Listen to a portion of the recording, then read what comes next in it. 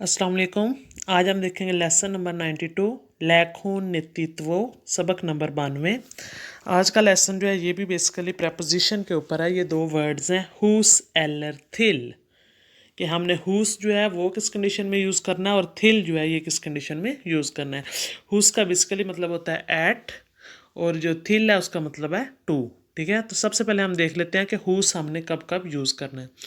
हुस यानी कि meaning at, Prepositionen hos användes när något är i en persons hem eller mottagning.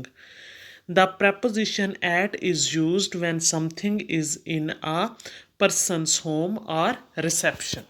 ठीक है, कि मतलब जो है whose हम तब यूज़ करते हैं, यानी कि एट इंग्लिश में ये प्रपोजिशन हम तब यूज़ करेंगे जब कोई चीज़ या कोई इंसान, ठीक है, मतलब वो किसी दूसरे पर्सन के घर पे हो या रिसेप्शन पे हो। यहाँ पे रिसेप्शन से मुराद हम लेंगे कि डॉक्टर के पास जो हमारा विज़िट होता है, ठीक है, वो मतलब दांतों के डॉक्टर के पास भी हो सकता है, आंखों के पास भी हो सकता है, हमारी कोई अपॉइंटमेंट वगैरह, तो उसके लिए भी हम हुस यूज़ करेंगे। ठीक है, तो आगे हम इसकी एग्जांपल देखेंगे।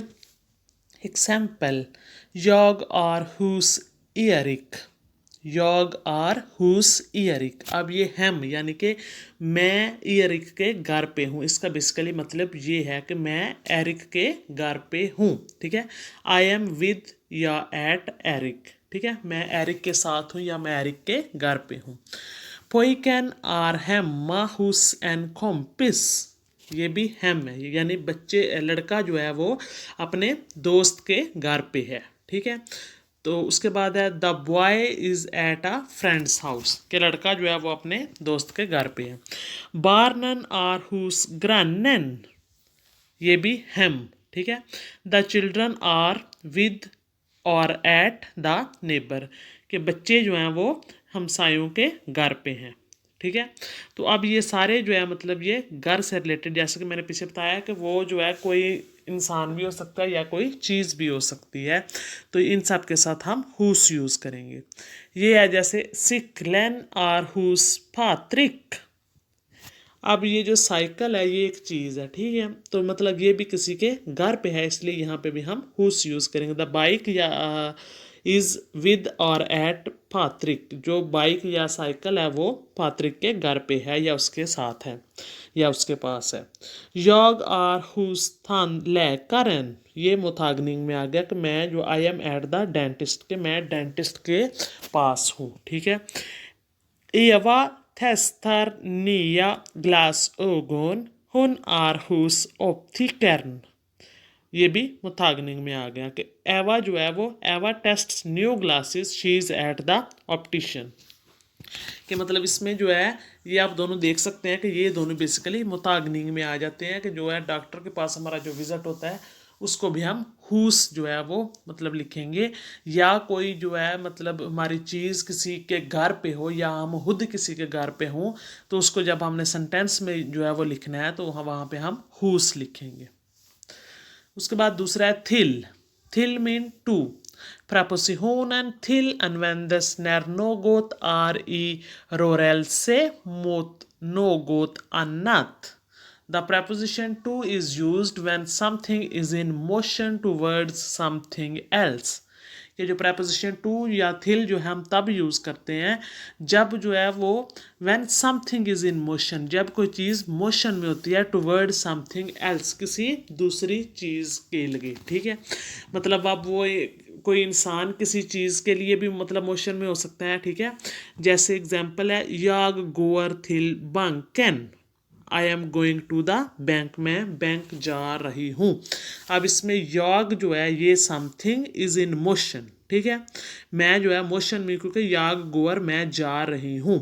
ठीक है, थिल बैंकन, बैंक जो है ये समथिंग एल्स है। ठीक है, टूवर्ड्स समथिंग एल्स, ये एक दूसरी चीज़ है जिसकी तरफ मैं जा रही हूँ, तो मैं चूँकि मोशन में हूँ इसलिए यहाँ पे हम थिल यूज़ करेंगे। याग गोअर थिल बैंकन, I am going to the bank, मैं बैंक जा रही हूँ। याग सिखलार थिल स्कूलन, I am riding my cycle to school, मैं जो है वो स्कूल अपनी साइकिल चला के जा रही हूँ। ठीक है, अब इसमें भी जो है याग सिकलर, मैं मोशन में हूँ, किसकी तरफ, टूवर्ड्स स्कूलन, ठीक है। तो इसलिए यहाँ पे थिल यूज होगा। एवा श्योर थिल अफेरन, एवा ड्राइव्स टू द स्टोर। अब एवा जो है वो भी ड्राइव कर रही है, वो भी एक मोशन में है, ठीक है। तो वो कहाँ जा रही है, टूवर्ड्स स्टोर की तरफ जो है वो जा रही है, टूवर्ड्स समथिंग एल्स। तो मतलब यहाँ पे भी थिल यूज होगा। Han går till busshållplatsen, he goes to the bus stop. अब इसमें जो है ये दोनों जो है मैंने प्रपोजिशन यूज़ की हैं एक ही सेंटेंस में, ताकि आपको क्लियर हो कि थिल हमने कैसी किस कंडीशन में यूज़ करना है और हुस। ये देखें, जैसे हन गोअर थिल बुस होल प्लात्सन, he goes to the bus stop, वो बस स्टॉप की तरफ जा रहा है। अब ये मोशन में है तो यहाँ पे थिल यूज़ किया।